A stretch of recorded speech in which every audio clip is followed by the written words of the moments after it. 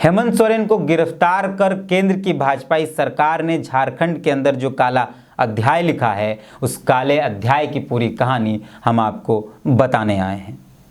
इस वीडियो के माध्यम से हम आपको बताएंगे कि कैसे केंद्र की भाजपाई सरकार ईडी के मार्फत इस राज्य के अंदर पहले इस राज्य के जनादेश को लूटना चाहती थी, फिर राज्यपाल के सहारे इस राज्य के अंदर राष्ट्रपति शासन लागू करना चाहती थी ताकि लोकसभा विधानसभा साथ में करा लिया जाए और झारखंडी वोटों का बंदरबात कर लिया जाए।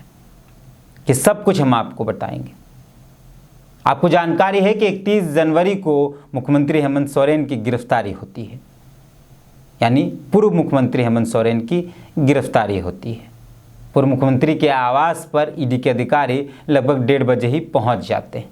6-7 घंटे की पूछताछ के बाद पूर्व मुख्यमंत्री हेमंत सोरेन को गिरफ्तार करने की बात कही जाती है। आपको जानकर आश्चर्य होगा कि ईडी के अधिकारी मुख्यमंत्री हेमंत सोरेन जो उस वक्त थे, उनको उनके इस्तीफे से पहले ही गिरफ्तार करना चाहते थे ताकि इस राज्य के अंदर राष्ट्रपति शासन का रास्ता आसान हो जाए। लेकिन मुख्यमंत्री हेमंत सोरेन ने अपने राजनीतिक सूझबूझ का इस्तेमाल किया और वो पहले इस्तीफा देने गए और फिर उनकी गिरफ्तारी हुई। और ये सब हम इसे ही नहीं कह रहे हैं। आपको जानकर आश्चर्य होगा कि मुख्यमंत्री हेमंत सोरेन की गिरफ्तारी के पूर्व, यानी पूर्व मुख्यमंत्री हेमंत सोरेन की गिरफ्तारी से पहले ही राज्यपाल ने केंद्र को राष्ट्रपति शासन लागू करने के लिए अनुशंसा भेज दी थी, यानी जानकारी मांगी थी, पत्र लिख दिया था। केंद्र से पत्र देरी से आया, इसलिए इस राज्य के अंदर राष्ट्रपति शासन लागू नहीं होगा।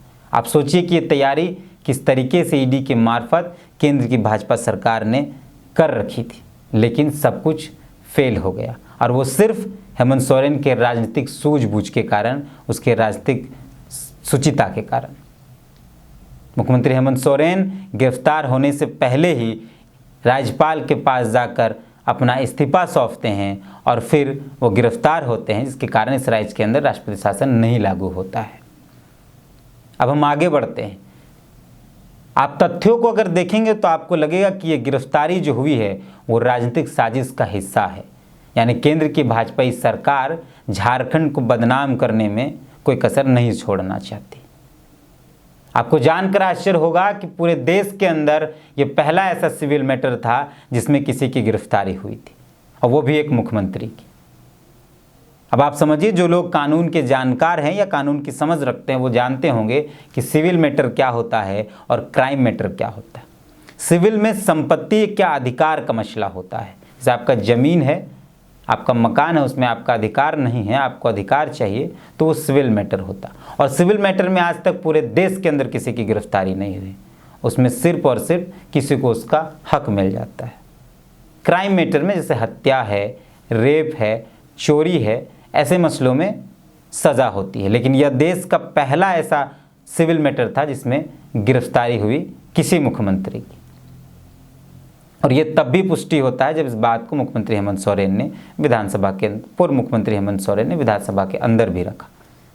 अब हम आगे बढ़ते हैं। ऐसी क्या हड़बड़ी थी ईडी को कि मुख्यमंत्री हेमंत सोरेन को गिरफ्तार ही करना था? किसी की गिरफ्तारी क्यों होती है? जब किसी मसले पर जांच चल रहा हो, कोई कैदी विचाराधीन हो, मतलब कोई व्यक्ति विचाराधीन हो, किसी का केस विचाराधीन हो, जांच चल रहा हो, किसी पर आरोप है, और ख़ासकर राज्य के मुख्यमंत्री पर, तो किसी गिरफ्तारी तब होती है जब वो व्यक्ति या तो भागने की कोशिश करेगा या गवाहों को, सबूतों को मैनिपुलेट करना चाहेगा।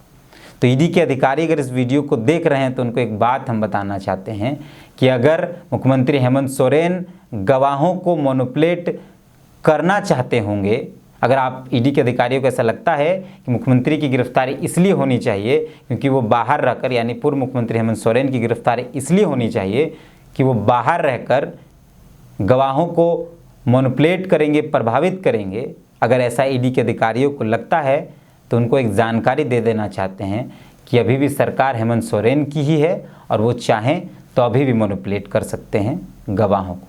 लेकिन अगर वो ऐसा करना चाहते तो शायद वो गिरफ्तारी देते ही नहीं। वो आराम से बहुत उपाय थे करने के, बहुत कुछ था करने के लिए।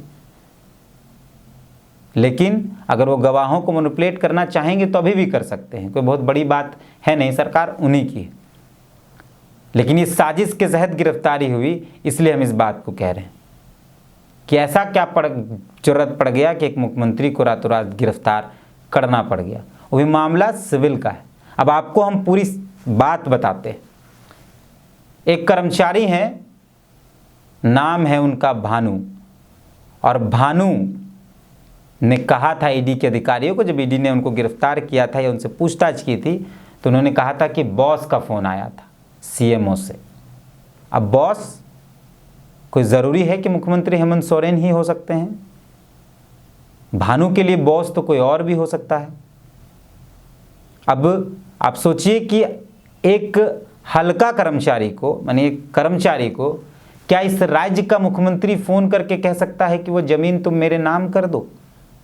एकदम जो लोग इस वीडियो को देख रहे हैं, अपने दिल पर हाथ रख के, वो भाजपाई हों, जेएमएम के हों, कांग्रेस के हों या कहीं के हों, अपने दिल पर हाथ रखकर इस बात को ज़रूर पूछिएगा कि क्या एक मुख्यमंत्री किसी हल्का कर्मचारी को फ़ोन करके या किसी कर्मचारी को फ़ोन करके ये बात कहेगा कि वो ज़मीन मेरे नाम कर दो?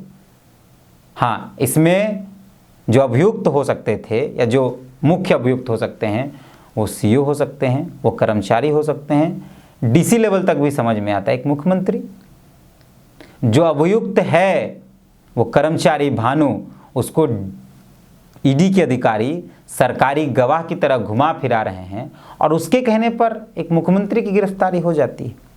और सबसे आश्चर्य की बात है कि मुख्यमंत्री की गिरफ्तारी के बाद भी ईडी ने एक प्रेस कॉन्फ्रेंस तक नहीं किया।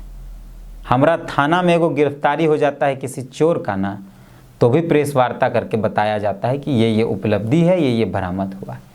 लेकिन ईडी ने ये अभी तक किया नहीं है। मुख्यमंत्री की गिरफ्तारी के बाद क्या कोई प्रेस कॉन्फ्रेंस आपने देखा? ईडी को करना चाहिए, ज़रूर करना चाहिए। और इसीलिए हम लोग ये बात कहते हैं कि आखिर क्या किसी के दबाव में या केंद्र की भाजपा सरकार के दबाव में, जो गाहे बेगाहे चारों तरफ बातचीत चल रही है, आम जनता भी इसकी बातचीत कर रहे हैं, तमाम पॉलिटिकल पार्टियां यह बात कर रही हैं कि केंद्र के इशारे पर ईडी काम करती है, तो क्या ये सच है? जो तथ्य सामने है उससे तो ऐसा ही प्रतीत होता है। जो तथ्य सामने नज़र आ रहे हैं, जिन तथ्यों को हम आपके सामने रख रहे हैं, उससे तो ऐसा ही प्रतीत होता है। आपको जानकर आश्चर्य होगा कि एक आर्टिकल 135A के तहत किसी भी सदन के नेता को, यानी विधानसभा या लोकसभा के सदस्य को, किसी भी सदन के सदस्य को तब गिरफ्तार नहीं किया जा सकता है जब सदन आहूत हो गया हो। यानी सदन आहूत के 40 दिन पहले और 40 दिन बाद किसी भी सदन के सदस्य को गिरफ्तार नहीं किया जा सकता है। तो आखिर मुख्यमंत्री हेमंत सोरेन को क्यों गिरफ्तार किया गया? आखिर ऐसी क्या मजबूरी रही थी जो उनको गिरफ्तार कर लिया गया, यानी पूर्व मुख्यमंत्री हेमंत सोरेन को? और हम इसलिए इन बातों को नहीं कह रहे हैं कि हमको मुख्यमंत्री हेमंत सोरेन से बहुत मोह है। मुख्यमंत्री हेमंत सोरेन की नीतियों का विरोध, जो विरोध करने लायक हो, उसका विरोध बढ़ चढ़कर मैंने किया है अपने इसी प्लेटफॉर्म पर। लेकिन जिस काले अध्याय को लिखने की कोशिश भाजपा ने की, शायद उसका जिक्र भी ज़रूरी है। झारखंड को जिस तरीके से अस्थिर करने की कोशिश की गई भाजपा की तरफ से, शायद उसका जिक्र ज़रूरी था। अब हम एक बात आपको बताते हैं, इस बात को एकदम ध्यान से सुनिएगा। खासकर भाजपा के उन तमाम नेताओं को बता देते हैं जो लोग ये सोच रहे हैं कि हेमंत सोरेन अब समाप्त हो चुके हैं। तो आप गलतफहमी में हैं। जिस हेमंत सोरेन को गिराने की कोशिश भाजपा ईडी के मार्फत कर रही थी, वो दाव अब उल्टा पड़ चुका है। भाजपा के तमाम बड़े छोटे नेताओं को, केंद्र राज्य के नेताओं को ये जानकारी दे देना चाहते हैं कि हेमंत सोरेन जेल जाने के बाद अब बरगद बन चुके हैं और शायद उस बरगद के इर्द गिर्द भी अब भाजपा का कोई लीडर पहुंच नहीं सकता। और एक बात सही है, जिस आंदोलनकारी का बेटा है हेमंत सोरेन, जिस दिसोम गुरु शिबू सोरेन के पुत्र हेमंत सोरेन, उनको तो आज नहीं तो कल जेल जाना ही था। अब सवाल यह है कि ईडी ने जो आरोप लगाए हैं उसको वो कितना साबित कर पाती है, क्योंकि ईडी का जो स्ट्राइक रेट है वो 1% है। मतलब ईडी किसी 100 लोगों को गिरफ्तार करती है तो 1 लोगों को साबित कर पाती है। तो ये ईडी का स्ट्राइक रेट। तो और ऐसे ईडी पर हम कितना भरोसा कर सकते हैं। अब हेमंत सोरेन के इस कद को गिराने के लिए किसका इस्तेमाल किया गया? जैसे कहा जाता है कि किसी पेड़ को काटने के लिए जिस कुल्हाड़ी का इस्तेमाल होता है, उस कुल्हाड़ी की जो बेत होती है, जिसको पकड़ा जाता है, वो बेत भी लकड़ी की होती है। एक आदिवासी मुख्यमंत्री को गिराने की जो कोशिश की गई और उस साजिश के पीछे जिस चेहरे को खड़ा किया गया, वो चेहरा भी एक आदिवासी था। आदिवासी है, हम बाबूलाल मरांडी की बात कर रहे हैं। अब शायद हेमंत सोरेन को गिरा पाना भाजपा के राजनीतिक इतिहास में, भाजपा के राजनीतिक कैरियर में संभव नहीं होगा, क्योंकि कल तक हेमंत सोरेन अकेले थे, अब उनकी पत्नी ने भी मोर्चा संभाल लिया है। अब आप सोचिए, हमने पहले भी कहा था कि कल्पना सोरेन के आंसू और राहुल गांधी का मंच पर होना भाजपा के लिए घातक साबित हो सकता है। और अगर हेमंत सोरेन समय पर निकल जाते हैं तो कल्पना सोरेन ने जो मोर्चा संभाला है वो मंच पर होंगी, हेमंत सोरेन मंच पर होंगे, तब भाजपा के लिए और कितना मुश्किल होगा। जो कल्पना सोरेन राजनीतिक मंचों पर दिखाई नहीं पड़ती थी, अब वो राजनीतिक मंचों पर दिखाई पड़ेंगी। जो कल्पना सोरेन राजनीतिक भाषण बोला नहीं करती थी, लिखा नहीं करती थी, अब वो बोलेंगे भी, अब लिखेंगी भी। तो सोचिए कि भाजपा के लिए कितना मुश्किल हो सकता है।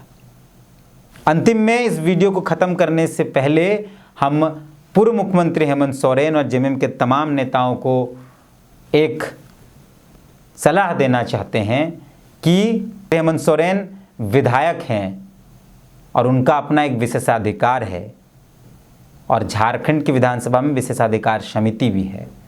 मुख्यमंत्री मतलब पूर्व मुख्यमंत्री हेमंत सोरेन को विधायक होने के नाते अपने विशेषाधिकार का इस्तेमाल करते हुए विशेषाधिकार समिति को पत्र लिखना चाहिए कि आखिर किन कारणों से उनकी गिरफ्तारी हुई, और विशेषाधिकार समिति को ये करना चाहिए कि ईडी के अधिकारियों को विधानसभा के पटल पर खड़ा करके जवाब तलब करें। ये एक सलाह है। बाकी पूर्व मुख्यमंत्री हेमंत सोरेन के इर्द गिर्द जो लोग हैं वो शायद मेरे से ज़्यादा जानते हैं, लेकिन हम फिर से कह देना चाहते हैं, हम हेमंत सोरेन की नीतियों के विरोध में ज़रूर हैं, लेकिन 31 जनवरी को जिस तरीके से इस झारखंड के अंदर कालिक पोतने की कोशिश की गई, वो कालिक याद रखी जाएगी, सब कुछ याद रखा जाएगा। बाकी इस पूरे मसले पर आपकी अपनी क्या प्रतिक्रिया है, कमेंट करके जवाब ज़रूर दें। इस वीडियो को अपने दोस्तों तक ज़रूर साझा करें। आप क्या सोचते हैं, क्या समझते हैं, कमेंट करके अपनी प्रतिक्रिया ज़रूर दें। बाकी मिलते हैं, जोहार। अगर आप लोकतंत्र 19 से लगातार जुड़े रहना चाहते हैं तो हमारे YouTube चैनल को सब्सक्राइब कर लीजिए और Facebook पेज को फॉलो कर लीजिए, ट्विटर को भी फॉलो कर लीजिए। और अगर आप वेबसाइट से जुड़ना चाहते हैं तो www.loktantra19.com जाकर गूगल पर सर्च करिए, हमारा वेबसाइट आपको मिलेगा। और जिन खबरों को आप वीडियो के माध्यम से चैनल पर देखते हैं, उससे बेहतर खबरें आपको वेबसाइट पर लिखित माध्यम से मिलेगी, आप आसानी से पढ़ सकते हैं।